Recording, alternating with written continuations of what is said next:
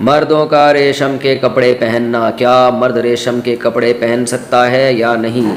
زین صاحب اسپین سے۔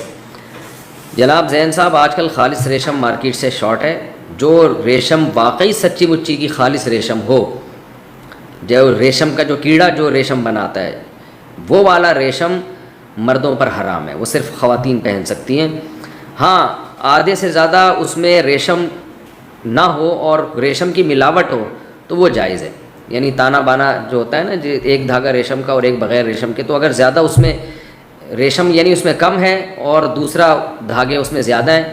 تو وہ پھر آپ پہن سکتے ہیں۔ لیکن خالص ریشم آج کل بہت کم ہم نے سننے میں آتا ہے، زیادہ تر آرٹیفیشل ہوتے ہیں، وہ جائز ہیں، اس میں کوئی حرج نہیں۔ کون سی غلطی سے سجدہ سہو واجب ہوتا ہے؟ نماز میں کون سی ایسی غلطی ہے جس سے سجدہ سہو کرنا ضروری ہو جاتا ہے، اور کون سی ایسی غلطی ہے کہ سجدہ سہو نہ بھی ہو، نہ بھی کریں تو نماز صحیح ہو جاتی ہے؟ یہ سوال بھی زین صاحب نے اسپین سے پوچھا ہے۔ یہ تو پورا آپ نے ایک چیپٹر پوچھ لیا مجھ سے۔ دیکھیں، نماز میں اگر کوئی واجب چھوٹ جائے تو بھی سجدہ سہو ہے، کسی فرض یا واجب میں تاخیر ہو جائے تو بھی سجدہ سہو ہے، اور ایک رکن کو چھوڑ کر دوسرے رکن میں آپ مشغول ہو جائیں تو بھی سجدہ سہو ہے۔ میں اس کی مثالیں دے دیتا ہوں۔ مثال کے طور پر سورہ فاتحہ کے بعد پہلی 2 رکعتوں میں، فرض کی رکعتوں میں سورت ملانا واجب ہے۔ اگر آپ نہیں ملائی سورت آپ نے بھولے سے تو آپ سجدہ سہو کریں گے، نماز ادا ہو جائے گی۔ اتحیات آپ بھول گئے تو بھی سجدہ سہو سے نماز ادا ہو جائے گی۔ اور یہ تو ہے کون سے ارکان آپ بھول گئے، ٹھیک ہے نا، یعنی جو واجب آپ سے چھوٹ گیا۔ واجب یا فرض میں تاخیر سے بھی سجدہ سہو واجب ہوتا ہے۔ مثال کے طور پر آپ سنت مؤکدہ پڑھ رہے تھے، 4 سنتیں جو ظہر سے پہلے ہوتی ہیں، یا وطر پڑھ رہے تھے، یا فرض نماز پڑھ رہے تھے، دوسری رکعت کے بعد آپ نے اتحیات پڑھ کے کھڑے ہونا تھا، لیکن آپ کھڑے نہیں ہوئے بلکہ آپ درود شریف پڑھ لیا آپ نے خاص مقدار تو وعلی آل ابراہیم تک آپ نے آلی جو ہے نا، اللہم صلی علی محمد وعلی آل محمد کما صلیت علی، یہاں تک آپ نے درود شریف پڑھ لیا تو تاخیر سے آپ پر سجدہ سہو واجب ہو جائے گا۔ لیکن نوافل میں تاخیر سے نہیں ہوتا، نوافل میں 2 رکعت کے بعد درود شریف پڑھ لیں تو بھی کوئی حرج نہیں ہے۔ اسی طرح آپ نے تیسری رکعت کے بعد کھڑا ہونا تھا، لیکن یعنی امام کے پیچھے آپ نماز پڑھ رہے ہیں، امام نے سلام پھیرا،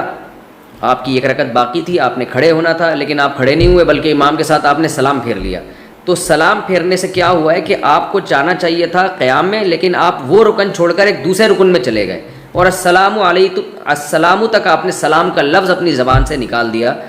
تو بھی آپ کو پھر آخر میں سجدہ سہو کرنا پڑے گا، کیونکہ 1 رکعت آپ کی باقی تھی اور آپ سلام پھیر لیا آپ نے، تو ایک رکن چھوڑ کر آپ دوسرے رکن میں مشغول ہو گئے۔ تو یہ کچھ احکام ہیں جو عام طور پہ لوگوں سے غلطیاں ہو رہی ہوتی ہیں،